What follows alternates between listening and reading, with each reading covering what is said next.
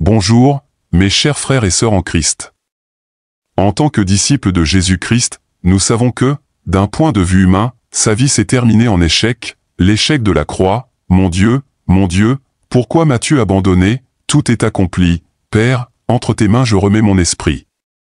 Le pape François vient de lancer une bombe qui secoue les fondements de la croyance chrétienne telle que nous la connaissons depuis des années. Le pape François, 266e et actuel pape de l'Église catholique, fait parler de lui depuis le début de son mandat en 2013.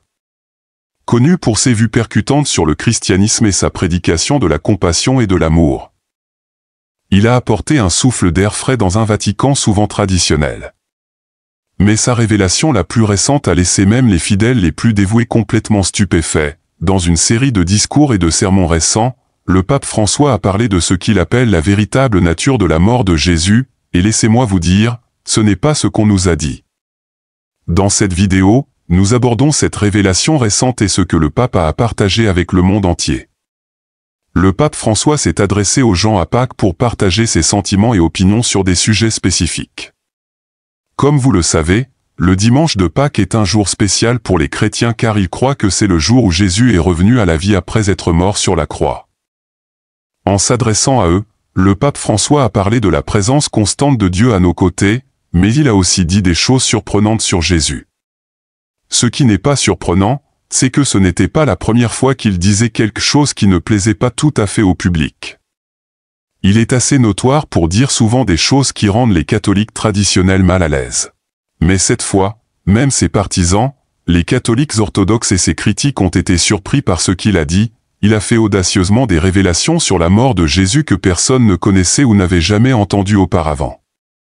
Cela a amené beaucoup de gens à remettre en question ce qu'ils avaient toujours cru à propos de Jésus. Avant de plonger dans tout cela, nous devons d'abord examiner comment le pape François dirige l'Église catholique, et je dois vous dire qu'il la dirige d'une manière très inhabituelle. De sa jeunesse à Buenos Aires à son ascension en tant que prêtre de renommée mondiale, le pape François était connu pour sa simplicité de vie et son souci des pauvres et des marginalisés. Au lieu de vivre dans le luxueux palais apostolique comme les papes précédents, le pape François a choisi de vivre dans la maison d'hôte beaucoup plus modeste du Vatican. Il s'habillait également de manière très modeste, montrant qu'il ne désirait ni richesse ni luxe. Pendant son pontificat, le pape François a parlé de valeurs importantes comme la bonté, l'inclusion de tous et la protection de l'environnement. Il croyait que l'Église devait accueillir tout le monde, peu importe d'où ils viennent ou leur situation. Le pape François a même tenté de se connecter avec des personnes d'autres religions, pas seulement des catholiques, pour aider tout le monde à mieux se comprendre. Pour une religion que certains considèrent comme réservée à certains individus, la manière du pape François d'accepter tout le monde était controversée pour certains catholiques plus traditionnels. Le pape François s'est efforcé de conserver les croyances essentielles de l'Église tout en apportant des changements pour mieux s'adapter au monde moderne. Il se préoccupait beaucoup d'aider les personnes qui n'avaient pas grand-chose et prenait leur défense. Le pape François a dit un jour que certaines des personnes les plus heureuses étaient celles qui n'avaient pas grand-chose. Mais ces nouvelles façons de voir les choses ont également provoqué des débats sur la nécessité de maintenir les anciennes croyances de l'Église ou de les adapter pour s'intégrer dans le monde d'aujourd'hui. Bien que beaucoup aient apprécié les changements du pape François dans l'Église catholique, tout le monde n'était pas d'accord avec ces nouvelles idées sur la Bible et Jésus. Certaines personnes, attachées aux anciennes croyances catholiques, n'aimaient pas ces changements. Mais il semble que certaines des disputes se soient calmées après son dernier discours sur Jésus. Avant de parler des enseignements qui semblent apaiser les tensions dans l'Église catholique, comprenons pourquoi il y a eu des controverses autour des enseignements du pape François et de sa manière de diriger. Essayer de maintenir les croyances importantes de l'Église catholique tout en adaptant les anciens enseignements à la vie moderne a été un grand défi pour le pape François. Au lieu de se contenter de suivre exactement les mots écrits, le pape François veut que les catholiques réfléchissent plus profondément aux histoires de la Bible. Il dit que ces histoires ont des significations plus profondes qui peuvent nous enseigner des choses précieuses sur la vie aujourd'hui.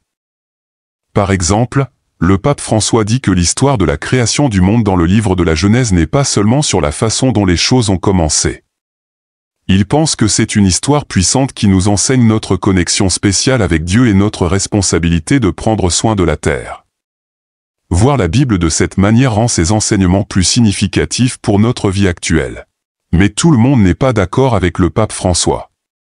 Certaines personnes, appelées conservateurs, pensent que la Bible doit être comprise exactement comme elle est écrite, sans chercher à en comprendre les significations plus profondes. Ils craignent que regarder plus profondément dans les histoires de la Bible puisse changer les croyances fondamentales de l'Église. D'autre part, les partisans du pape François pensent que comprendre les significations plus profondes des histoires de la Bible peut rendre ses enseignements encore meilleurs et plus pertinents pour le monde d'aujourd'hui. Avant de continuer, vous devez connaître certaines des interprétations les plus controversées du pape concernant la Bible. Certaines d'entre elles vous choqueront. Quelles sont les interprétations les plus controversées du pape qui ont réellement divisé l'Église catholique? Le pape est connu pour dire des choses qui font parler les gens. Certaines de ses déclarations sont tout à fait acceptables dans la foi chrétienne, mais d'autres provoquent de grandes discussions et amènent les gens à s'interroger, sa foi est, étrangement, s'il ira au paradis. Récemment, le pape a dit quelque chose de spécifique pour les catholiques LGBTQ. C'est la première fois qu'il est question de bénir les couples de même sexe. Les prêtres catholiques peuvent maintenant bénir les couples de même sexe. Le pape François a officiellement changé la politique du Vatican aujourd'hui, ce qui, compte tenu de la version religieuse commune pour ce sujet, est un énorme pas en avant. Certaines personnes veulent même le destituer de sa fonction de pape à cause de cela. Pour comprendre pourquoi, examinons certaines des choses qu'il a dites. Il y a quelques années, il y a eu des rapports selon lesquels le pape François aurait dit quelque chose d'étrange. Il aurait dit que les humains pourraient disparaître et que Dieu créerait de nouvelles espèces. Cette déclaration proviendrait d'une interview dans un journal italien avec un ami du pape, Eugenio Scalfari, qui est athée. Dans une autre interview, Scalfari a rappelé au pape cette conversation et a demandé ce qui arrive aux méchants qui vont en enfer. Il se demandait si leurs âmes souffriraient éternellement. En réponse, le pape François aurait dit que les personnes qui regrettent leurs actes et demandent pardon à Dieu ne seront pas punies. Au lieu de cela, elles seront pardonnées et pourront être avec Dieu.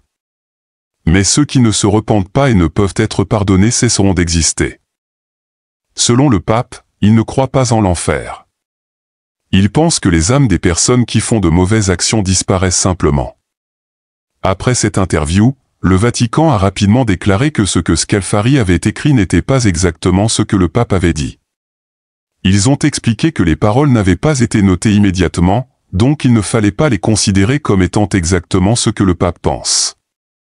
Malgré cette clarification du Vatican, il y a eu des débats sur cette interview. D'abord, ils l'ont publiée dans leur journal et sur leur site web, puis l'ont retirée, et l'ont finalement remise avant de la retirer définitivement. Cela a bien sûr causé beaucoup de confusion. Certaines personnes ont relié ce que Scalfari avait écrit à un passage d'un livre du pape appelé Amoris Laetitia. Dans ce livre, le pape disait que personne ne devrait être puni éternellement parce que ce n'est pas ce que dit la Bible. Cela a conduit certaines personnes à penser que le pape avait peut-être des idées différentes sur l'enfer. Dans une autre interview en 2015, le pape François semblait dire que même si personne ne va en enfer pour toujours, les gens qui ne veulent pas être avec Dieu pourraient simplement cesser d'exister après leur mort. Ainsi, même si le Vatican a dit que Scalfari avait mal interprété, il y a encore une certaine confusion sur ce que le pape pense vraiment de l'enfer. Ce n'est pas tout. Le pape François a également fait des déclarations qui semblent différentes de ce que l'Église a toujours enseigné sur les problèmes majeurs du monde. En 2013, lors d'une autre interview, le pape François a dit que les plus gros problèmes du monde étaient le chômage des jeunes et la solitude des personnes âgées. On ne s'attendrait pas à ce que le pape désigne ces problèmes comme les plus graves. Ensuite, il aurait dit que convertir les gens au catholicisme n'a pas de sens et est ridicule. Cela va à l'encontre de ce que dit la Bible sur le fait de prêcher la parole de Jésus à tous. Encore plus surprenant, le pape aurait déclaré qu'il n'existe pas de Dieu spécifiquement catholique, seulement Dieu. Cela semble aller à l'encontre de l'idée que le catholicisme est la seule vraie religion. Beaucoup de catholiques ont été confus et contrariés par ce que le pape aurait dit, se demandant peut-être s'il croyait pleinement en certains des principes majeurs du catholicisme. Certains ont pensé qu'il avait une vision plus générale de la spiritualité, qui n'est pas strictement catholique, et si c'est vrai, peu de gens seraient surpris. En poursuivant avec ses croyances, le pape a reçu plus de critiques en 2016. Il faut se rappeler qu'il dit toujours que l'avortement est très mauvais, mais son insistance sur la gentillesse et le pardon a causé des débats. En 2016, pendant l'année de la miséricorde, le pape a dit que les prêtres pouvaient pardonner aux femmes qui avaient avorté, ce qui a encore renforcé son image de réformateur. Le pape a dévié de son discours lors de son adresse hebdomadaire aux fidèles rassemblés sur la place Saint-Pierre pour critiquer sévèrement l'avortement. Certaines personnes ont apprécié cette idée, mais d'autres non. Passons maintenant à ce que le pape pense de l'argent et du fonctionnement du monde. Il n'a pas mâché ses mots en parlant du capitalisme, disant qu'il n'est pas adapté pour les pauvres. Il a même dit que se soucier trop de l'argent, des voitures et des téléphones éloigne les gens de Dieu. Il a déclaré que le monde devait être plus juste pour tout le monde, avec des vies plus égales pour les riches et les pauvres. Ces paroles ont ravi les personnes soucieuses de l'équité. Mais certains ont dit que le pape parlait trop d'idées socialistes. L'un de ses mouvements les plus surprenants a été lorsqu'il a déclaré qu'il était totalement contre la peine de mort. En 2018, le pape François a déclaré que la peine de mort était toujours mauvaise, peu importe les circonstances. Cela représentait un changement majeur pour l'Église catholique, qui auparavant disait qu'elle était acceptable dans certaines situations. Mais tout le monde n'a pas apprécié ce que le pape a dit. Beaucoup de personnes, tant à l'intérieur qu'à l'extérieur de l'Église, l'ont critiqué pour cela. Certains érudits catholiques de haut rang étaient vraiment mécontents de lui. Ils pensaient qu'il allait à l'encontre de croyances catholiques importantes. Ils ont donc, avec quelques prêtres, écrit une lettre disant que le pape allait à l'encontre des enseignements de l'Église. Cette lettre a été publiée le 30 avril sur le site web LifeSite News. Dans la lettre, il disait que le pape François prêchait différemment des enseignements catholiques sur le mariage, le sexe et le pardon. Ils ont dit que c'était la 3e fois qu'ils devaient aborder ce sujet. D'abord en 2016, ils avaient écrit une lettre aux principaux dirigeants catholiques disant que le pape enseignait des choses incorrectes. Puis en 2017, ils ont dit que le pape enseignait cette chose contraire aux croyances catholiques, mais sans les qualifier d'hérésie. Mais en 2018, ils ont déclaré que les enseignements du pape étaient définitivement de l'hérésie. Et ce n'est même pas la moitié de l'histoire. Ils ont également dit que le pape ne regrettait pas ses actions. La lettre disait que les évêques devaient déclarer que le pape était coupable d'hérésie et le punir. Ils ont affirmé qu'il devrait être destitué de sa position de chef de l'Église catholique. 19 catholiques bien connus ont signé cette lettre, dont A.N. Nichols, fondateur de l'ordre dominicain, le professeur de droit Brian McCall et l'érudite Anna Silva. En moins de 12 heures, plus de 1500 autres personnes ont ajouté leur nom à une pétition en ligne soutenant ce que disait la lettre à propos du pape. La lettre soulignait les paroles et les actions du pape qui allaient à l'encontre des enseignements de l'Église catholique. Ils ont également mentionné le fait que le pape disait que les catholiques divorcés et remariés pouvaient communier, même si l'Église catholique dit que le mariage doit durer pour toujours. La lettre affirmait que le pape modifiait des croyances catholiques importantes sur le bien et le mal. Il disait qu'il faisait croire aux gens que ce qui est bien et mal dépend de chaque personne au lieu d'avoir des règles claires de l'Église. Les partisans de la lettre disaient qu'il défendait courageusement les croyances catholiques communes contre les changements que le pape François apportait et qu'il jugeait erronés et susceptibles de semer la confusion. Mais les critiques disaient qu'il était injuste d'attaquer l'autorité du pape. Cependant, il faut noter que les idées du pape François ne sont pas nouvelles. Elles font partie d'une révolution plus vaste dans l'Église catholique qui a commencé après le Concile Vatican II dans les années 1960. À cette époque, l'Église a commencé à regarder la Bible de nouvelle manière, en utilisant l'histoire et la culture pour comprendre ce que la Bible signifie vraiment. Cette manière d'interpréter la Bible a conduit à des idées plus détaillées et différentes sur ce qu'elle enseigne, mais ce changement a provoqué un grand débat. Même aujourd'hui, certains conservateurs affirment que le pape François modifie les croyances de l'Église catholique pour les adapter à ce que pensent les gens aujourd'hui. Ils n'ont pas apprécié lorsque, en 2019, il y a eu des discussions sur la possibilité de permettre à des hommes mariés de devenir prêtres dans certaines régions. Ils n'ont pas non plus aimé que les prêtres catholiques soient autorisés à bénir les couples de même sexe. Ce débat porte en réalité sur la question de savoir si les croyances de l'Église doivent toujours rester les mêmes ou si elles peuvent changer avec le monde. Les traditionalistes, qui veulent conserver les choses telles qu'elles sont, disent que le pape François rend les croyances de l'Église moins importantes en les changeant. Mais les partisans du pape François disent que les croyances de l'Église peuvent évoluer pour s'adapter à ce qui se passe maintenant. Ils pensent que cela rend les croyances de l'Église plus significatives pour les gens aujourd'hui. Ils pensent qu'en changeant, l'Église peut toujours être un guide pour les gens, même si le monde change. La manière dont le pape considère la Bible défie les catholiques à vivre les croyances essentielles de leur foi. Il dit que nous devrions suivre l'exemple de Jésus en aimant tout le monde et en les traitant avec respect. Il veut que nous comprenions la Bible d'une manière qui nous pousse à être de meilleures personnes. Ces enseignements nous incitent à équilibrer le respect des traditions anciennes et la vie dans le monde moderne. Il veut que notre foi soit quelque chose que nous pratiquons chaque jour, pas seulement quelque chose en quoi nous croyons, même si certaines personnes n'aimaient pas ce que le pape disait auparavant. Ces idées récentes sur Jésus ont surpris tout le monde, même ses critiques. Alors, qu'a dit le pape à propos de Jésus qui a été si surprenant? Il ne s'est pas contenté de parler de nouvelles façons de comprendre la Bible, il a également dit que nous devrions agir avec gentillesse et amour. Tout comme Jésus l'a fait. Il dit que Jésus se souciait beaucoup des personnes pauvres et en difficulté et que nous devrions en faire autant. À cette époque, Jésus n'était pas une figure distante, il était profondément connecté aux luttes des gens ordinaires. Il a vécu de première main l'oppression et l'injustice sous la brutale occupation romaine. Il a utilisé cette perspective pour inciter les chrétiens à suivre son exemple en tendant la main pour aider et comprendre ceux qui les entourent, en particulier les moins fortunés. Nous pouvons voir des exemples concrets de cela dans les révélations choquantes faites par le pape François sur la véritable nature de Jésus-Christ lors de deux occasions très notables. La première révélation marquante s'est produite lorsque le pape a visité un centre correctionnel. Malgré sa convalescence, lors de cette messe, le pape François a lavé les pieds de 12 jeunes détenus de diverses origines, nationalités, races et confessions, y compris l'islam et même 2 femmes. En accomplissant ce puissant rituel de lavage des pieds, le pape François a prononcé un sermon significatif. C'était lors de la messe de la Cène du Seigneur le jeudi saint. Le pape a réfléchi sur le lavement des pieds par Jésus à ses disciples et sur la trahison de Judas, en insistant sur le fait que rien n'est au-delà du pardon. Il a expliqué que le lavement des pieds n'est pas seulement une vieille tradition, mais un geste montrant comment nous devons être les uns avec les autres, en prenant soin les uns des autres.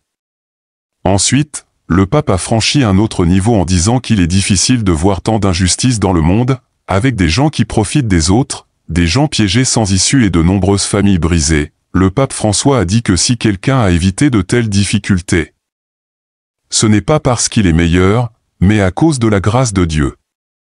Ce qui est encore plus intéressant, c'est que, regardant ces détenus dans les yeux, le pape a déclaré que chacun de nous peut trébucher et cette conscience que nous pouvons tous trébucher nous donne la dignité d'être pécheurs, et Jésus nous veut ainsi. C'est pourquoi il a essayé de laver nos pieds pour nous sauver et nous servir. Le pape a appuyé cela en citant Jésus, en disant que si nous écoutons ces leçons, la vie serait merveilleuse parce que nous nous empresserions de nous entraider au lieu de profiter comme le mauvais enseignant. Le pape François a prêché que l'aide aux autres et le soutien viennent d'un cœur noble. Et Jésus veut nous apprendre cette noblesse de cœur aujourd'hui. Le pape a ensuite été encore plus personnel et relatable, en disant que nous pourrions penser si le pape connaissait nos défauts intérieurs, mais Jésus connaît littéralement tout déjà et nous aime tels que nous sommes. Puis il a dit quelque chose de plus gentil encore, Jésus n'est jamais effrayé par nos faiblesses, il a déjà payé pour nos péchés, il veut seulement nous accompagner pour que la vie ne soit pas si difficile. En gros, le pape dit que Jésus n'est pas choqué par nos échecs et ne nous juge pas, il veut simplement marcher à nos côtés, alléger nos fardeaux et nous aimer inconditionnellement dans notre état imparfait.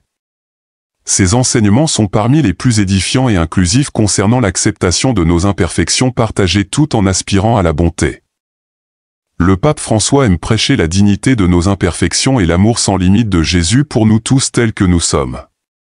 Ce sont des vérités qui dureront des âges à venir, et il n'est pas étonnant que les mâchoires soient restées béantes après que le Saint-Père ait délivré une telle sagesse. Lors d'une récente messe sur la célèbre place Saint-Pierre, le pape François a redoublé ses révélations choquantes sur le véritable esprit du christianisme et sur la façon dont nous devons nous voir les uns les autres. S'adressant à la foule massive, le pape a prêché que les chrétiens doivent prier pour avoir la capacité de voir les autres avec la même miséricorde sans limite et le même soin que Jésus nous regarde tous. Sans mâcher ses mots, il a déclaré que personne n'est parfait, nous péchons tous et faisons des erreurs. si le Seigneur ne jugeait que sur nos faiblesses, personne ne pourrait être sauvé. Il a ensuite fait référence à l'évangile de Jean, montrant que Dieu n'a pas envoyé son Fils pour condamner le monde, mais pour que le monde soit sauvé par lui. À cette lumière, nous devons nous voir avec compassion et compréhension, tout comme Jésus nous voit. Le pape a déclaré que lorsque Jésus rencontrait des gens dans les évangiles, il voyait leur moi authentique, le bon, le mauvais et le laid, comme il l'a dit, il n'y avait aucun secret devant lui, il pouvait lire leur cœur. Mais voici le point principal, Jésus ne cherchait pas à humilier ou à porter un jugement sévère. Le pape a dit que Jésus voyait la personne entière non pas pour pointer du doigt, mais pour embrasser nos vies, nous libérer du péché et nous sauver. Le pape François a insisté sur le fait que Jésus n'a aucun intérêt à nous juger ou à nous condamner, au contraire, il ne veut que personne ne soit perdu. Le pape a ensuite décrit la vision du Seigneur sur nous comme une lueur douce d'une lampe qui nous permet de voir le bien en nous-mêmes tout en reconnaissant nos défauts et nos erreurs pour que nous puissions grandir avec sa grâce. Mais juste après, le pape François est devenu réel, il a admis combien souvent nous échouons à traiter les autres avec ce même regard miséricordieux. En ces mots, nous condamnons fréquemment les autres, parlons mal et colportons des commérages contre eux. Il a ensuite dit que nous demandons au Seigneur de nous donner ce regard miséricordieux pour regarder les autres comme il nous regarde. Pour le pape François, être chrétien signifie plus que simplement aller à l'église, c'est vivre les valeurs de l'évangile dans notre vie quotidienne, montrer de la gentillesse et de la solidarité avec ceux qui sont dans le besoin par la charité, le service et l'empathie. Selon lui, la foi exige de retrousser nos manches pour lutter contre l'injustice et encourager la dignité humaine.